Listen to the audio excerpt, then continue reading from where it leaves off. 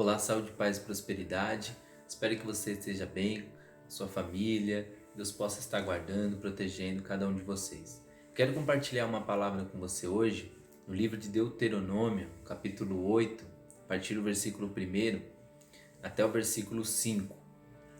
Vou ler na linguagem NVI. Diz assim o versículo 1: Tenham cuidado de obedecer toda a lei que hoje ordeno a vocês, para que vocês vivam, multipliquem-se e tomem posse da terra que o Senhor prometeu com juramento aos seus antepassados. Lembre-se de como o Senhor seu Deus os conduziu por todo o caminho no deserto, durante esses 40 anos, para humilhá-los e pô-los à prova, a fim de conhecer suas intenções, se iriam obedecer aos seus mandamentos ou não. Assim, ele os humilhou e os deixou passar fome, mas depois os sustentou com o maná, que nem vocês nem os seus antepassados conheciam, para mostrar a vocês que nem só de pão viverá o homem, mas de toda a palavra que procede da boca do Senhor. As roupas de vocês não se gastaram, os seus pés não incharam durante esses 40 anos. Saibam, pois, em seu coração, que assim como um homem disciplina o seu filho, da mesma forma o Senhor Deus os disciplina.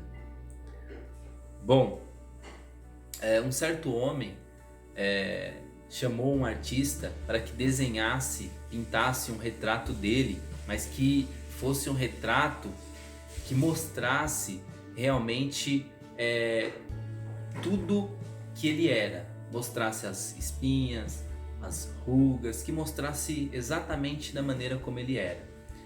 A gente sabe que a maioria de nós não é tão corajoso assim, né?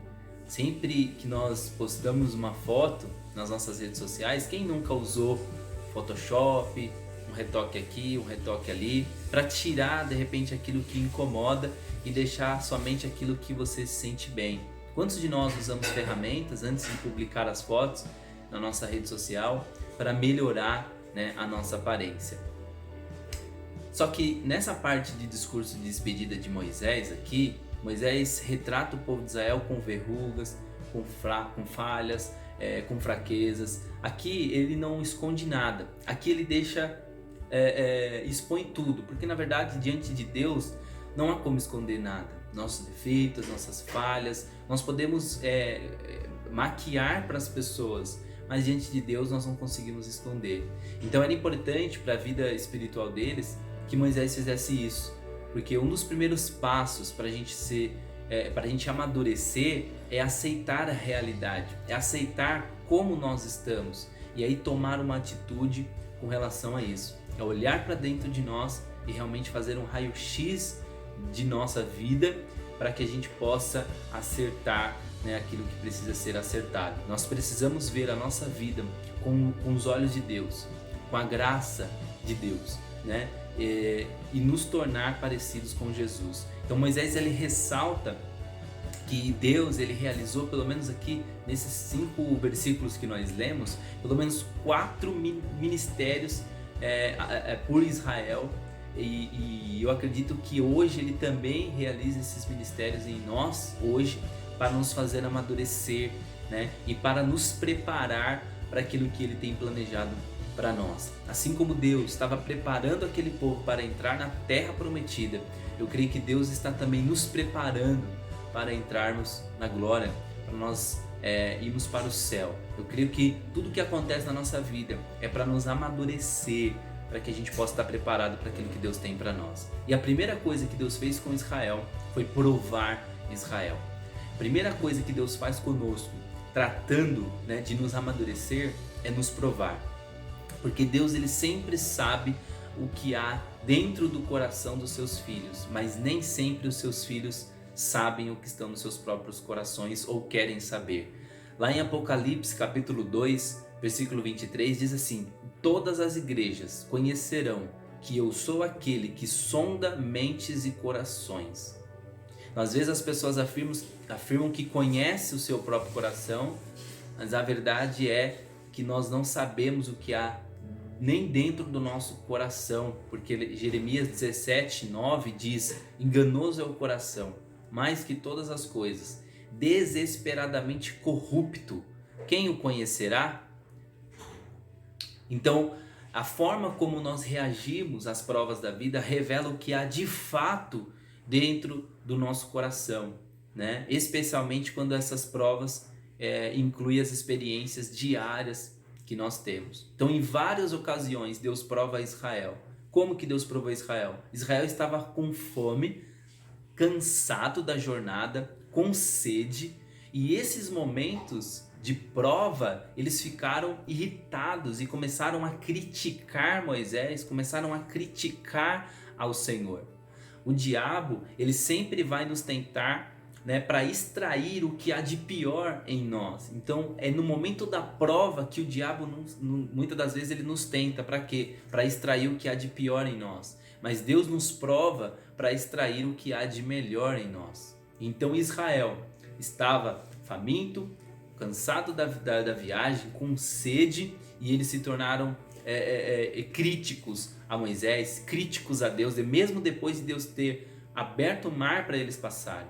Então, quando Deus permite uma circunstância difícil para nos provar, nós podemos confiar nele, nós podemos amadurecer, ou nós podemos tentá-lo, criticá-lo e ainda ficar mais infelizes, né? Então, a diferença entre uma coisa e outra é nós crermos nas promessas em vez de criticarmos a Deus, em vez de criticarmos e murmurarmos em relação àquilo que nós estamos passando, mas confiarmos que o Senhor cuidará de nós e Ele vai nos conduzir por todo o caminho para a glória dEle e para o nosso bem. A Bíblia vai dizer lá em Romanos que todas as coisas cooperam para o bem daqueles que amam a Deus.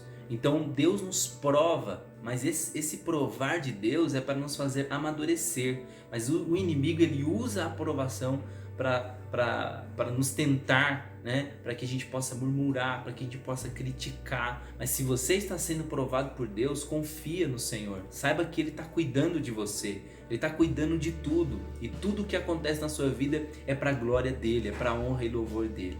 A segunda coisa que Deus fez com o povo de Israel e que Ele faz conosco hoje é nos ensinar.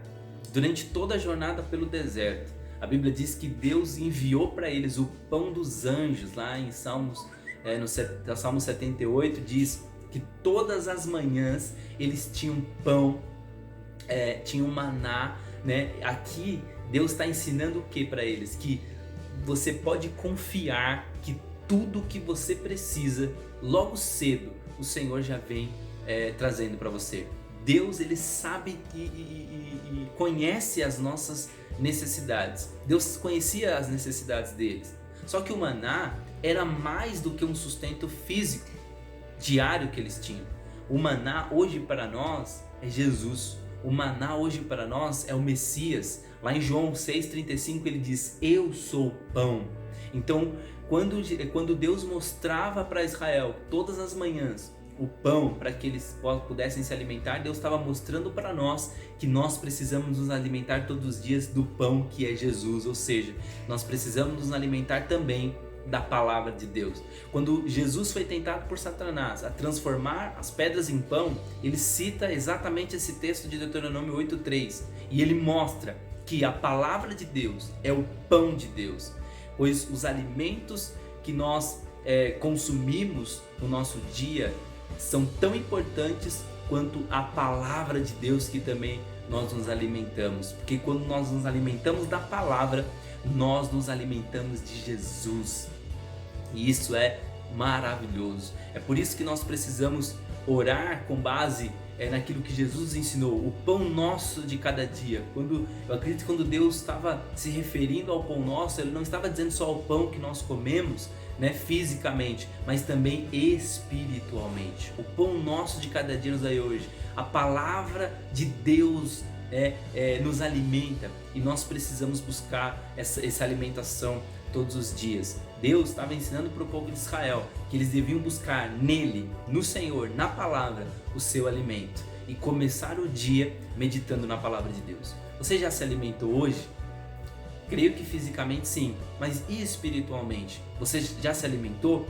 Lembre-se do que o próprio Jesus disse: nem só de pão viverá o homem, mas de toda a palavra que procede da boca de Deus. O alimento, que nós precisamos espiritualmente é a Bíblia, é a palavra de Deus. Aqueles que obedecem a Deus na responsabilidade diária de recolher o maná, porque o mandamento era que todos os dias de manhã eles precisariam recolher o maná e não poderiam pegar para o outro dia, porque o outro dia tinha um maná novo para eles. É por isso que a palavra de Deus é tão poderosa, que a cada dia que você lê, Deus fala com você de maneira diferente. Deus fala com você algo novo. O que Ele falou ontem, talvez Ele não fale hoje, porque o que Deus tem hoje é novo para mim, para você.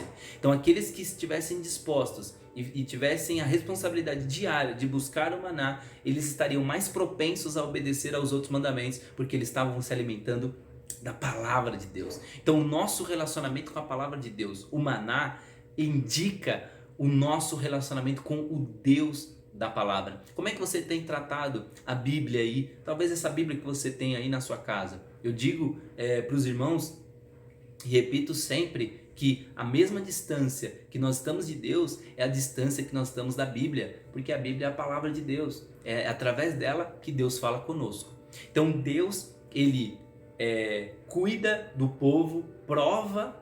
Deus, Ele ensina e, acima de tudo, Deus, Ele não deixa faltar nada para nós.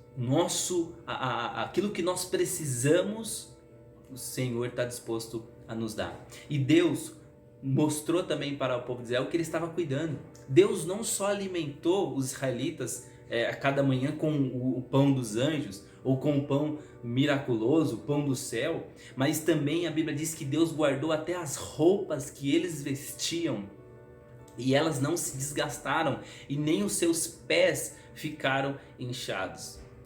As três perguntas que são mais eminentes na vida, maior parte das pessoas, é aquilo que está lá em Mateus 6, 25. O que comeremos? A maior preocupação das pessoas é: o que comeremos? O que beberemos? Com que vamos nos vestir? Então essa é uma das maiores preocupações, das pessoas, principalmente quando se fala em lockdown, em fechamento de tudo, as pessoas já pensam: mas e o mercado?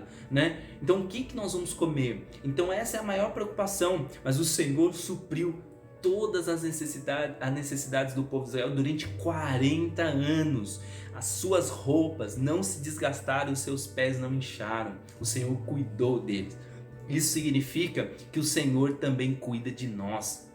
O Senhor também sabe, conhece as nossas necessidades. Quero ler um texto com você em 1 Pedro 5,7. Olha o que diz nesse texto: lançando sobre ele quem? O Senhor, toda a vossa ansiedade, porque Ele tem cuidado de vocês. Olha que coisa maravilhosa, lançando sobre o Senhor tudo o que nos preocupa, porque Ele tem cuidado de nós, assim como Ele cuidou do povo de Israel. Ele também está cuidando da igreja, Ele também está cuidando de você. Lá em Mateus 6,32 Ele diz: pois o vosso Pai Celeste sabe que necessitais de todas elas. O que ele estava falando? Sobre alimento, ele estava falando sobre roupa, ele estava falando de tudo aquilo que nos preocupa. Então Deus não envia pão, Deus não envia água, roupa, miraculosamente nos dias de hoje, mas Ele nos dá o trabalho, Ele nos dá a saúde, força para trabalharmos, para ganharmos o nosso dinheiro, para que a gente possa comprar aquilo que nós precisamos. O mesmo Deus que supriu as necessidades de Israel sem usar meios humanos para isso, Ele também pode suprir as nossas necessidades usando esses mesmos meios humanos. Então hoje, de que forma Deus supre as nossas necessidades? Quando nós trabalhamos, nos esforçamos e o fruto do nosso trabalho, que é o dinheiro, nós conseguimos comprar o alimento. Então isso também é provisão de Deus. Se você está trabalhando, agradeça a Deus. Agradeça a Deus pelo seu trabalho, agradeça a Deus pelo seu salário, agradeça a Deus pelo alimento que está chegando na sua mesa, porque até esse alimento que está chegando aí é provisão de Deus para você. Então Deus cuidou do povo de Israel, Deus provou o povo de Israel. E Deus também disciplinou o povo de Israel. E essa, confesso para você, que é a parte mais desafiadora. Deus considerava Israel filhos, né? Ele amava Israel como seu próprio filho, como seu filho primogênito. Eu acredito que ele ainda ama Israel. Então, depois de anos de escravidão no Egito, os israelitas precisavam aprender o que era liberdade, o que era estar livre. Livre do quê? Livre da escravidão, livre da opressão. Deus queria que eles aprendessem a viver em liberdade, assim como em Cristo hoje nós somos livres. Mas nós não podemos usar a nossa liberdade de forma errônea e transformá-la em libertinagem. Nós sabemos que nós devemos usar a nossa liberdade com responsabilidade. Então, quando normalmente nós pensamos em disciplina, nós pensamos apenas em quê? Em um castigo pela desobediência, ou talvez inclua coisas maiores do que isso. Só que a disciplina, ela é a preparação da criança para as responsabilidades que ela vai ter depois de adulto. Então a disciplina, ela tem um sentido de ajudar, de apoiar, né? Um juiz, por exemplo, quando ele castiga justamente um criminoso, né, que foi condenado, ele castiga aquele criminoso para quê? Para proteger a sociedade, para proteger e preservar a lei, para que aquela pessoa que fez aquele ato não venha fazer com outras pessoas. Então um juiz, ele disciplina para quê? Para que aquela pessoa não cometa mais aquele erro. Só que o pai, ele disciplina em amor. O pai disciplina o seu filho a fim de ajudar aquela criança a amadurecer. Hoje a sociedade não consegue ajudar essas pessoas. A sociedade prende essas pessoas, deixa elas ali presas, sozinhas. Mas o pai, quando ele disciplina, ele procura com amor disciplinar essa criança para que ela possa amadurecer e crescer. Então a disciplina, ela prova que Deus nos ama e que somos membros da sua família. Se você está sendo disciplinado pelo Senhor, significa que você é filho de Deus e que Deus o ama. Então, ao pensar em como o Senhor disciplina os seus filhos, não visualize, não tenha em mente um pai irado colocando a criança de castigo. Não, Deus não faz isso. Deus disciplina porque Ele ama. Deus disciplina como forma de correção, para apoiar, para ajudar a crescer, né? Um pai amoroso, ele desafia os seus filhos a exercitar os seus músculos, sejam eles mentais ou físicos, a fim de que eles possam amadurecer, se tornarem adultos dignos de confiança. Então o segredo, né, para crescer durante a disciplina é nos humilharmos e nos submetermos à vontade de Deus. Se nós estivermos sendo disciplinados, devemos nos humilhar diante do Senhor. A Bíblia diz lá em 1 Pedro: humilhai-vos debaixo da poderosa mão de Deus, para que Ele no tempo certo vos exalte. Então resistir à disciplina do Senhor é endurecer o coração, é resistir à vontade de Deus. Assim como um atleta no seu treinamento, que ele está empenhado, focado em fazer o seu melhor, nós precisamos também nos exercitar cada provação, cada luta, como uma oportunidade de crescimento. Saiba disso. E eu quero concluir com você essa palavra dizendo, olha, existem 3 elementos essenciais que Deus estabeleceu para Israel, para que eles conquistassem e desfrutassem da terra que Deus prometeu para eles. A primeira coisa que Deus queria era que eles ouvissem a palavra, se lembrassem da palavra e obedecessem a palavra. Eram essas 3 coisas essenciais para que Israel pudesse conquistar e desfrutar da terra prometida: ouvir a palavra de Deus, lembrar da palavra de Deus e obedecer a palavra de Deus. Eu creio que esse também é o nosso desafio. Esses são os nossos maiores desejos. Esses devem ser os nossos maiores desejos: ouvir a palavra de Deus, lembrar da palavra de Deus e obedecer a palavra de Deus. E esses elementos, eles são essenciais para uma vida cristã bem-sucedida e uma vida satisfatória nos dias de hoje. Então, ao andar neste mundo, nós não temos como progredir, caminhar sem a orientação de Deus. Nós podemos até caminhar, mas sem a orientação de Deus, nós chegaremos a nenhum lugar. Sem a proteção de Deus, sem a provisão de Deus, nós não conseguimos chegar a nenhum lugar. nesse mundo nós precisamos progredir com a orientação de Deus, nós precisamos da proteção de Deus, da provisão de Deus e precisamos ter uma memória boa. Porque se você olhar para trás, você vai perceber quantas bênçãos o Senhor tem te dado. Se você olhar para trás, você vai perceber quantas coisas o Senhor fez por você. Você já agradeceu a Deus? Por mais que nós estamos passando por um momento bem difícil, mas você já agradeceu a Deus pelo seu trabalho, pela sua esposa? Você já agradeceu a Deus pelos seus filhos? Você já agradeceu a Deus pelo milagre que Ele realizou na sua vida, de cura, de restauração, o perdão que Ele te concedeu?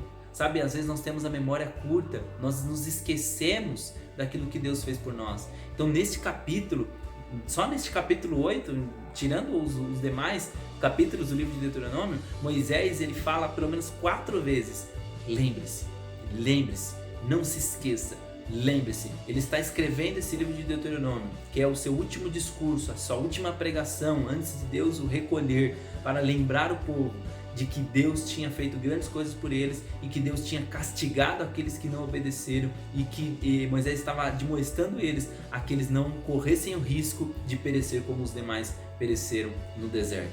Então o apóstolo Pedro, ele também dedicou a sua segunda epístola ao ministério de lembrar o povo de Deus daquilo que os apóstolos haviam ensinado.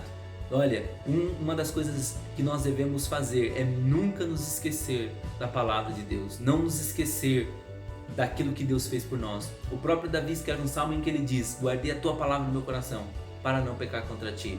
Esse também deve ser um anseio dentro de nós, que nós não venhamos nos esquecer daquilo que nós ouvimos. E eu quero rapidamente ler com você 1 Pedro 1,12, só esse último texto, para que a gente possa orar e finalizar. 1 Pedro capítulo 1, versículo 12. 1:12. Olha o que ele diz, 2 Pedro 1:12.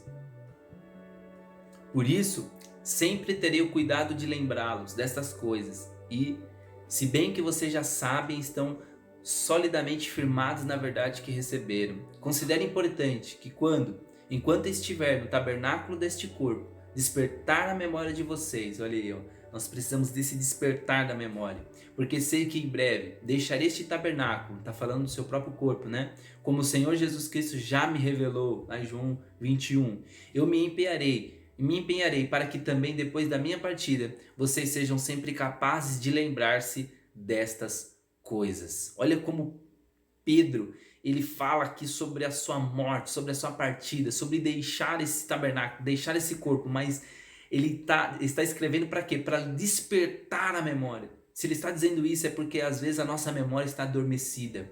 Às vezes nós não nos lembramos daquilo que Deus fez, daquilo que Deus realizou por nós. Sabe, eu quero orar por você, para que Deus venha despertar a sua memória, para que você venha lembrar que até aqui o Senhor tem te ajudado, até aqui o Senhor tem suprido as suas necessidades, até aqui o Senhor está com você. Não há o que criticar, não há o que murmurar. Deus está cuidando de tudo. Deus conhece todas as coisas. Eu quero orar por você, para que Deus desperte a sua memória e para que você saiba que tudo que acontece é Deus cuidando, é Deus tratando da sua vida. Amém? Senhor Deus, eu quero orar por este irmão, por essa irmã, por esta pessoa, Pai. Eu oro para que o Senhor venha despertar a memória dela. Ó Deus, talvez a memória dela está adormecida, ela não lembra daquilo que o Senhor realizou, do milagre que o Senhor fez, da porta que o Senhor abriu, da restauração, da cura. Ó Pai, que o Senhor, meu Pai, possa despertar a memória dessa pessoa, para que ela possa lembrar do sacrifício que foi pago, do preço que foi pago ali naquela cruz para a sua salvação, Pai. Eu oro por cada um neste momento, que o Senhor visite cada lar, visite cada família, Pai, trazendo restauração, trazendo um despertamento da memória, porque nós sabemos que todas as coisas cooperam para o bem daqueles que te amam, e o Senhor trabalha em favor dos seus filhos, Pai. Eu oro por esta pessoa, para que o Senhor ajude ela, pelo poder do Teu nome, Pai. Nos ajude, para que nós possamos, meu Pai, entender que a disciplina do Senhor, meu Pai, não é para nos punir, mas é para nos corrigir, porque o Senhor nos ama, Pai. E que o Senhor nos ajude a confiar no Senhor, a acreditar nas suas promessas e saber que o Senhor sempre tem o melhor para nós. Que nós venhamos buscar em primeiro lugar o reino do Senhor, a sua justiça,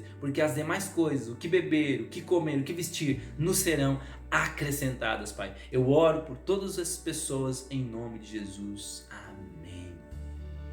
Quero agradecer por você ter assistido mais esse vídeo. Deus continue guardando, protegendo você e a sua família, tá bom? Não se esqueça, aquele que há de vir virá e não tardará.